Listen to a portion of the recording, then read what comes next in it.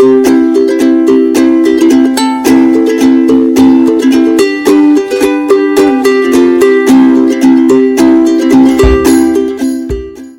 guys, balik lagi sama kita di channel Family Gang 16. Kali ini kita kedatangan teman kita. Siapa namanya? Coba perkenalin dulu namanya. Ya, perkenalin dulu. Ya, halo teman-teman Family Gang, perkenalin nama gua Dimas. Ya, tempat tinggal gua di tetangga-tetangga mereka. Gua dulu alumni di SMKN 1 Bekasi. Sekarang kerja di pabrik di KK Cibitung. Jadi pengalamannya pernah ke Jepang magang selama 3 tahun. Oke, kali Begitu. ini Dimas mau menceritakan pengalamannya selama ada di Jepang. Berbincang-bincang, memberikan pertanyaan ke Dimas selama dia kerja di Jepang. Udah siap, Mas? Siap. Siap. Insya Allah Oke. siap. Pertanyaan pertama ya, Mas ya. Apa pertama kali dipikiran kerja ke Jepang? Ya, dulu kisah singkatnya ya di STM ada yayasan yang kerjasama sama STM 1 Bekasi gitu kan. Iya. Udah awalnya ya iseng-iseng aja nyoba tes tulisnya kan. Nggak taunya alhamdulillah lulus, lanjut ke tes fisik segala macem, lulus juga. Nah akhirnya dari situ ya udah mungkin udah rezeki gitu kan, lulus STM akhirnya mutusin ya itu ikut buat pelatihan program magang di Jepang. Alhamdulillah dapat. Alhamdulillah dapat pelatihan 2 bulan di Jogja, 2 bulan di Jakarta, terus berangkat ke Jepang. Gimana selama proses ke Jepang? Gampang kan, mudah kan? Administrasi, paspor segala macam. Nah ya seperti kayak gitu-gitu. Karena dulu gua ikut yayasan gitu kan, jadi masalah visa, paspor segala macam udah diurusin sama yayasan itu. Jadi kita sebagai peserta magang ya terima beres saja, ya mungkin tinggal pembayarannya aja kan. Dari administrasi sama karyawan yayasan itunya yang ngurusin segala macam, paspor, visa dan lain, tiket pesawat juga. Setelah udah nyampe ke Jepang itu langsung kerja apa di karantina dulu di asrama? Oh enggak.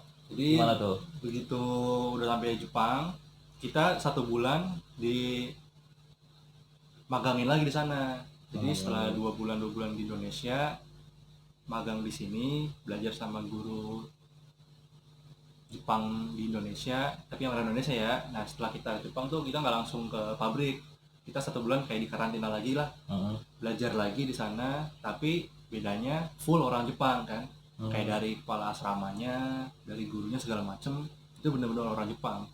Jadi kita praktekin semua ilmu yang udah dipelajarin di Indonesia langsung di Jepangnya. Itu guru di sana. kesananya dari itu sekolahnya berapa orang kalau tahu? Dulu sih kebetulan waktu berangkat yayasannya itu baru pertama kali kerja sama STM 1 Bekasi. Baru pertama kali, jadi baru satu angkatan ya. Dan total dari seluruh jurusan tuh ada sekitar 30 sampai 31 orang. Semuanya berangkat ke yang Jepang. lulus tes dan semuanya berangkat ke Jepang. Tapi nggak berbarengan, kayak dibagi beberapa kloter gitu. Kloter pertama 2 orang, kloter ketiga berapa orang gitu. Dibagi-bagi, nggak langsung semuanya anak satu ke sana, enggak. Kayak gitu. Terus next apa namanya, susah nggak sih belajar kanji? Kan di sana pasti ngobrol dong sama orang Jepang, nggak mungkin nggak ngobrol. Ngobrol sama orang Jepang bahasa Indonesia, pasti belajar kanji apa gitu. Gampang nggak? Nah itu jujur waktu dulu gua proses pelatihan bener-bener dari nol. Apalagi di STM kan belum ada pelajaran bahasa Jepang kayak di SMA gitu ya. Bener-bener jadi digodok 4 bulan itu dari nol. Dia nulis hiragananya itu kan, katakananya yang huruf-huruf Jepangnya gitu ya. Belajar aisatsu atau salam istilah Indonesia kayak selamat pagi, selamat siang, dasar-dasar itu bener-bener dari nol di pelatihan itu. Tapi tiap hari, Senin sampai Minggu malah kita libur pun ada tugas PR segala macem, bener-bener fokus buat belajar bahasa Jepang, adatnya, budayanya dan segala macam di pelatihan itu. Jadi meskipun dari nol kita nggak punya dasar, tapi di pelatihan itu kita sedikit-sedikit bisa belajar bahasa Jepang ya. Apa aja yang dipelajarin selama di Indonesia buat ke Jepang selain belajar hiragana, kanji, mungkin apa ya, kayak adatnya misal nunduk-nunduk gitu. Nah ya itu yang jadi ciri khas Jepang itu sikapnya gitu kan. Oh ya, sikap. Jadi kita belajar adat dan budayanya. Misal setiap ketemu yang lebih tua gitu kan, atau orang tua, kita diajarin namanya aisatsu. Apa itu? Aisatsu itu ibarat penghormatan. Kalau pernah lihat orang Jepang yang nunduk begitu, Ya. selamat pagi, ayo gozaimasu, nunduk. Nah itu namanya aisatsu. Jadi setiap ada orang lebih tua, kita nunduk 45 derajat begitu ke orang yang kita beri salam. Itu salah satu adatnya. Di sana juga kita diajarin masak, karena kita di sana kan kayak anak kos gitu ya. Jadi buat kayak cowok-cowok yang belum bisa masak, kita di sana belajar masak. Belajar kebersihan juga, kayak 5R di sini ya. Oh ya, 5R. 5R itu benar-benar dasar di Jepang. Kayak rambut mesti cepak gitu kan, kumis jenggot dipotong, kebersihan diri dijaga. Belajar juga kayak kebersihan ruangan kita gitu kan. Tiap pagi, siang, sore nyapu dan ngepel gitu. Jadi benar-benar adat disiplin dan bersih buat ke Jepang itu. Nah, jadi kalau mau ke Jepang harus benar-benar disiplin ya, Mas? Iya benar, nggak sembarangan orang kan yang ikut, yang bisa lulus itu. Bukan orang-orang kayak anak-anak bader apa yang berandal gitu, nggak bisa. Benar-benar harus disiplin, siap kerja kan, sikap mentalnya benar-benar siap buat di Jepang. Soalnya kita bawa nama bangsa Indonesia gitu. Iya, kan. pastinya. Iya. Kalau kita yang jelek, nanti bangsa kita itu kan dinilai jelek. Soalnya orang kita sendiri itu katanya orang kita tuh ramah-ramah, baik-baik, ya kan. Kita sama sebenarnya sama kayak orang Jepang gitu. Dan kalau kita kan kalau orang Jepang mungkin nunduk gitu kan. Kalau kita kan misi, saling sapa, ya. Ada persamaan. Ada persamaannya antara kebudayaan, ramah-tamahnya. Terus gimana Mas nyampe di Jepang? Rasanya apa tuh ngeliat Jepang? Wah, gimana gitu? Apakah bersih nih, orang Jepang bagus-bagus, suasananya gimana gitu? Orangnya cantik-cantik. Ya, pasti aja. Pertama datang tuh namanya di daerah Narita ya, Bandara Narita. Bisa dicek di YouTube, itu salah satu bandara yang terkenal di Jepang, yang paling besar juga, yang landasannya itu sampai di laut gitu kan. Itu perjalanan dari Indonesia ke Jepang di pesawat berapa jam? Nah, kalau masalah perjalanan tuh kita transit dulu di Malaysia, nggak langsung ke Jepang. Jadi total perjalanannya itu sekitar 8 jam, berangkat dari Soekarno-Hatta, Suta, pesawat Garuda Air lah gitu ya. Setelah 1 jam lebih itu kita transit di Malaysia dulu, turun, nunggu 1-2 jam. Nah, habis itu dari Malaysia baru lanjut ke Narita, Jepang itu. Sekitar 8 jam di pesawat. Kenapa nggak langsung harus transit dulu ke Malaysia? Apa orang Malaysia juga ada yang mau ke Jepang dulu gitu? Udah seperti itu. Kayak gimana? Kurang ngerti, tapi itu mungkin udah protokol penerbangan. Protokolnya penerbangan. Bukan masalah ada yang naik lagi di Malaysia, bukan. Iya. Kalau naik penerbangannya. Kalau langsung dari Malaysia, langsung aja dari Malaysia gitu ya. Udah protokolnya. Iya, sudah protokolnya mungkin. Nah, waktu di bandara itu sebelum turun juga udah kayak excited gitu kan. Wah, excited. Jepang nih gitu kan. Dari atas udah kelihatan. Nah, pas turun itu ya bener kayak bandaranya itu kayak udah maju kan. Teknologinya udah canggih lah gitu ya. Kayak banyak poster-poster, udah poster-poster digital gitu kan. Yang bergerak. Bukan kayak Indonesia yang cuma kayak poster ditempel gitu ya. Tapi kan sudah poster digital gitu kan. Oh iya, pasti. LED segala macam gitu. Udah banyak kayak eskavator, ibarat yang buat jalan gitu kan. Oh iya, eskalator. Ya, eskalatornya udah bagus-bagus gitu. Udah teknologi canggih dah. Ya pasti Jepang itu udah canggih-canggih lah. Nah dari stasiun, dari bandara itu, dari bandara itu kita menuju ke yang tadi yang gue bilang tuh kayak pelatihan di karantina lagi. Di Jepangnya. Naik bis sekitar 2 jam di daerah Narita. Di daerah Narita juga tempat karantinanya. Naik bis. Nah, dari perjalanan di bis itu bisa kita lihat emang negara Jepang tuh bersih gitu ya. Iya. bersih, nggak macet, di tol pun nggak macet ya. Oh, enggak Ya. macet ya. Padahal di Jepang tuh jarang nggak ada motor ya. Heeh. Rata-rata walaupun orangnya ekonominya menengah ke bawah, dia pada punya mobil semua. Oh gitu. Mobil seperti mobil-mobil Karimun yang mini gitu, yang mungkin buat 4 orang pas gitu. Ya tapi gitu negaranya, bersih, nggak macet, aturan. Taat aturan. Taat aturan lalu lintas. Ya, Kan kalau orang kita sembarangan, gue pernah kayak guru gue gitu ya juga pernah ke Jepang. Maksudnya gini kan, kalau zebra cross kan kayak L gitu kan. Kalau kita kan kalau pengen cepet langsung gitu kan, nyerong gitu, nggak letter L gitu. Taat-taat orang Jepang kayak gitu juga. Ya memang seperti itu. Orang Jepang tuh emang kalau dibilang kayak robot ya. Soalnya dia benar-benar taat peraturan. Soalnya dia nggak mau repot urusan sama polisi gitu. Oh gitu. Kayak pengalaman gue pribadi nih. Kalau kayak di sini kan di lampu merah tuh belum hijau aja kan udah klason ya. Kalau enggak pas lampu udah merah kita tersebut bablas ya. Kalau di sono awalnya kita terbiasa. Pengalaman pribadi gue kayak sepedahan nih. Sekitar malam-malam itu ya. Jalanan udah sepi. Nah, pas mau nyebrang di tol itu padahal sepi dan nggak ada orang. Tapi lampunya merah. Nah, gue berhenti. Nungguin lampunya hijau. Kayak orang gila gitu. Tapi ya gimana ya, karena udah taat peraturan, terbawa peraturan kayak gitu. Padahal malam-malam jalan sepi, kalau mau nyebrang aja gitu kan, padahal nggak ada yang masalah. Tapi karena lampu merah itu kita ngikutin. Soalnya udah gitu dah. Ikut aturan daerah sono gitu. Pengalaman sih gitu, jadi terbawa ya. Mau buang sampah aja nggak tega gitu. Lihat, jalan bersih nih. Bersih ya. Mau buang bungkus permen atau bekas minum gitu ya, nggak tega. Bawa pulang, masukin ke tas itu, buangnya pas di rumah. Kalau nggak ngeliat tong sampah baru dibuang gitu. Terus kalau dari nyebrang buang sampah, misal kita kan kalau kadang bersin gitu ya, ngeluarin dahak kan nggak mungkin tempat bersih juga itu. Gimana kalau gitu? Apa kita tahan cari toilet dulu, apa nyari semak-semak gitu? Enggak, apa gimana? Mungkin tergantung pribadi orang-orang ya. Tapi ya kalau orang Jepang pribadi buang dahak emang nggak sembarangan. Nggak sembarangan emang. Minimal pakai tisu lah. Tisu dibuang tong sampah. Udah sedia pasti ya kalau tisu apa enggak juga. Tisu. Sarung tangan gitu. Sarung tangan mah tergantung musim ya. Tergantung musim. Kalau tisu mungkin pada bawa di tas. Gitu. Kita nanya-nanya apa lagi nih?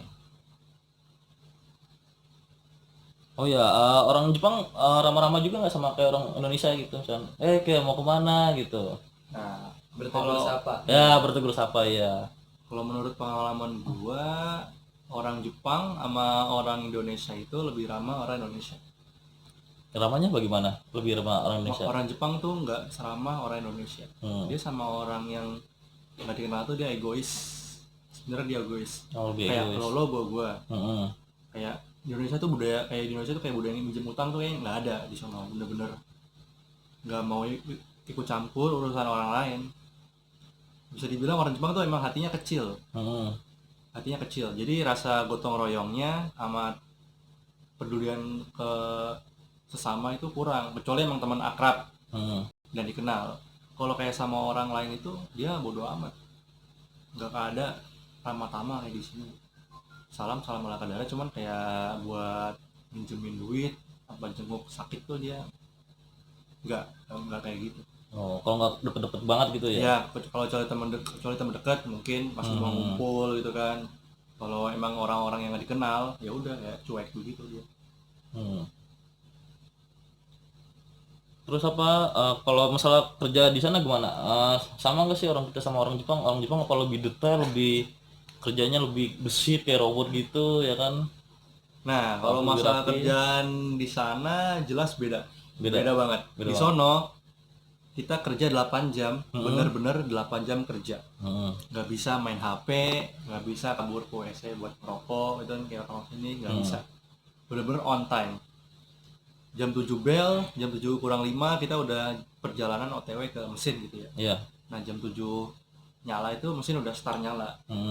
Nah, di sono tuh di tempat gua kerja sebenarnya boleh minum, boleh ke WC, tapi dianjurkan jangan.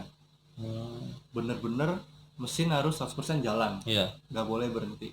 Gitu. Jadi meskipun kencing sama minum boleh. Orang-orang sono nggak kencing nggak minum. Dia kencing sama minumnya ya waktu istirahat itu. Ada istirahat, ibaratnya kayak istirahat 10 menit itu ya. Yang istirahat apa namanya? Coffee break.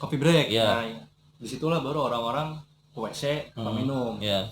Nah, waktu coffee break pun tuh 10 menit udah sama jalan ke tempat istirahat, minum, main HP atau ke WC, sama balik ke mesin lagi.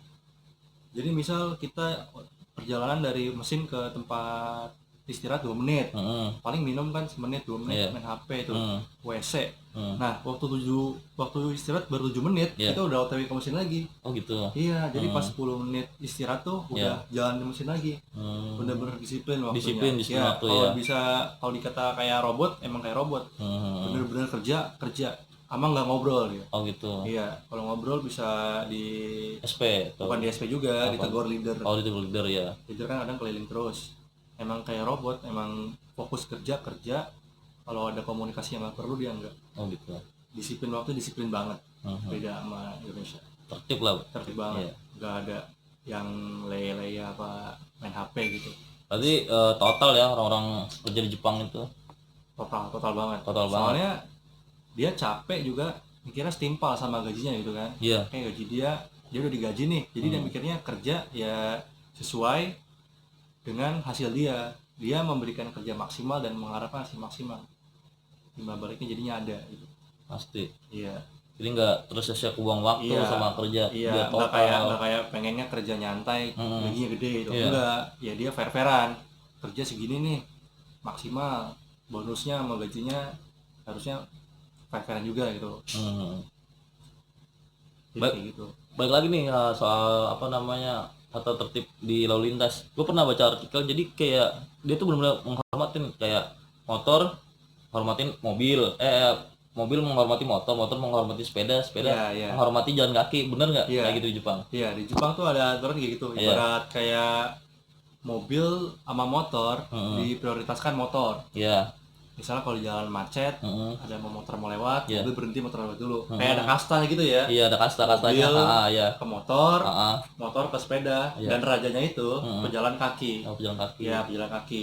Di sana trotoar, pedestrian gitu ya, bener-bener buat pejalan kaki, Iya.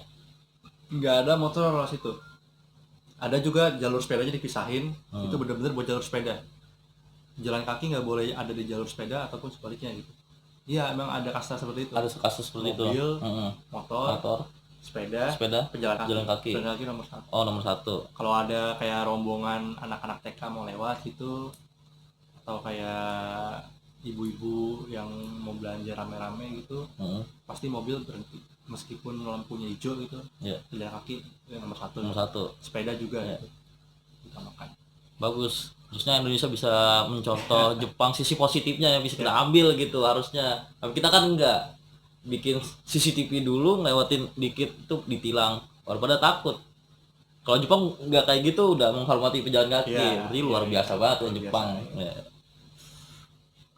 Terus selama di asrama campur nggak sih sama orang kita, sama orang Indonesia sama orang Jepang gitu? Kalau di asrama gitu. Nah, kebetulan di asrama gue itu asrama dari pabriknya disediain. Kayak rusun gitu ya, 5 lantai. Itu isinya ya karyawan pabrik sononya yang Jepang asli, sama kita yang magang yang Indonesianya. Nah, sebenarnya untuk hubungan tetangga itu kayak nggak ada sama sekali. Ya kayak lulu gua gitu. Jadi kita pulang kerja, masuk ke kamar, kunci udah. Kayak nggak ada tegur sapanya. Orang Jepang emang begitu, kalau nggak kenal keluar kamar ya buat kerja atau buat ke supermarket itu, udah pulang kamar langsung dikunci lagi, kayak buat privacy gitu. Emang kayak sama tetangga sebelah yang sebelahan kamar pun emang kita bisa nggak kenal sama sekali. Walaupun sesama Indonesia apa gimana? Maksudnya kalau Indonesia sama Jepang? Iya, kalau mau orang asing sama orang Jepang, maksudnya sama orang Indonesia tuh nggak akrab kalau nggak kenal. Gitu ya. Kalau sesama Indonesia jelas sih. Jelas. Kita kan mainnya malah Indonesia. Tapi ada nggak sih kayak basa-basi? Kita mau kepo nih, mau kenalan gitu. Ada nggak sih kayak basa-basi gitu? Soalnya kan tadi masing-masing nih, gua lulu. Tapi ada nggak sih kayak basa-basi? Kita mau kenal nih sama tetangga sebelah gitu. Ada nggak kayak gitu? Awalnya mungkin ada, tapi karena kita ngelihat kondisi orang Jepang yang seperti itu, kita pun kayak risih gitu, nggak enak. Pengen ngajak ngobrol tuh ngobrol pun nggak enak, soalnya orang Jepangnya kayak nggak pendiam dan nggak mau terbuka gitu. Ya beda sama orang Indonesia kan, yang kita salami itu kayak ramah. Orang Jepang kita tutup gitu kalau emang nggak kenal, kayak nggak mau peduli sama tetangganya lah, selama dia nggak berisik, nggak ngeganggu, ya udah masing-masing aja gitu. Jadi kita mau kenalan pun sungkan kalau nggak kenal. Mungkin paling ya sama kepala asramanya gitu ya, atau sudah kita bilang bapak kos. Kita akrabnya sama mereka aja buat keperluan asrama kalau ada apa yang rusak. Kalau sama penghuni lain sih nggak bener sama nggak kenal sama sekali. Emang bener kayak masing-masing gitu, walaupun tetangga kamar. Kalau terjadi apa-apa kalau nggak kenal gitu gimana dong sana? Kalau ya kan kalau kita kan tetangga, wah kenal nih kita gini-gini orangnya gini-gini ya kan, jadi enak satu saat ada kenapa-napa kalau ditanya jadi tahu gitu karena kenal walaupun sedikit kan. Kalau itu kan kayak masa bodoh, gua lulu gitu. Ya kebetulan kan kita alhamdulillahnya masih ada yang sama Indonesia gitu kan, satu angkatan. Ya misalnya satu pabrik tuh masih ada 4 orang, ya sama Indonesia itulah. Kita bisa ngandalinya kayak waktu pas sakit minta tolong kerokin gitu kan, apa baru minyak kayu putih sama orang Indonesia. Orang Jepang ya beda budaya, nggak bisa kayak gitu maksudnya. Masih di bawah ya budaya Indonesia. Gitu. Paling enak ya sama rekan kita sendiri satu bangsa itu, Indonesia itu, kalau buat minta tolong apa-apa. Nah kalau segi makan nih kan apa muslim ya Dimas. Nah kalau makan dari pabrik sama makan di luar itu gimana selama makan di asrama gitu, cara bedain halal apa enggaknya, apa udah disediain ini buat muslim ini buat non muslim gitu? Kalau buat makanan di pabrik tergantung pabriknya. Gitu. Ya, gue punya temen yang misalnya daerah mana tuh di pabriknya, dia dipisahin nih, dikasih gambar misalnya ini babi sama ayam, dia dikasih gambar tuh, bukan buat muslim itu kan dikasih gambar aja. Di pabrik gue juga gitu, kayak ada bahasanya tuh menu A menu B, misalnya menu A ikan, menu B ayam, menu C misalnya sapi. Jadi meskipun nggak dikasih tahu hal haramnya, tapi kita tahu menunya kan, menu utamanya lauknya apa. Gitu ya. Kayak gitu. Jadi kita sadar diri lah, kalau mau makanan yang halal ya ngambilnya ikan, ayam gitu, jangan yang berlambang babi. Iya pasti. Kayak gitu. Dikasih lambang kalau di pabrik dulu. Gitu. Nantinya. Ya, buat di pabrik. Ikan juga palanya nggak boleh dimakan. Ya benar kan, dagingnya aja. Iya. Terus kalau sama teman-teman ke supermarket kita kan nggak tahu nih cara ininya, tapi bisa dong bisa kanjinya komposisinya gitu. Minimal kita kan belajar bahasa Jepang waktu pelatihan ya, jadi bisa dasarnya lah. Nah dan untuk kayak kalau kayak komposisi gitu kita perlu belajar lagi. Kalau emang kita ingin menjaga supaya kita makanannya nggak halal, kita nggak pengen makan babi gitu, kita harus belajar dikit-dikit kanjinya gitu. Tapi kita bisa karena terbiasa kok, kalau kita sering ngeliat niat belajar tuh kayak oh udah hafal nih bentuk kayak gini kanjinya babi nih, itu jangan dimakan. Kita harus ada belajar sedikit lagi buat ngapalin kayak kanji komposisinya. Kalau emang kita nggak tahu kayak gorengan nih, ini gorengannya isinya babi apa ayam nih, kan nggak tahu nih terisi tutupan tepung ya.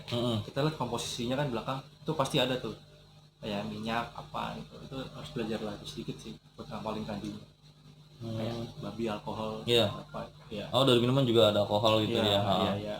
Di minuman juga kayak beli minuman, kalau emang kita niat ngejaga biar tetap makan atau minumannya halal ya harus dicek komposisinya.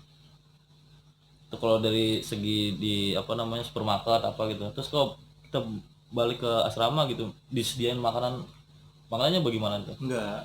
Kalau di asrama ya kita masak sendiri. Masak sendiri. Ya.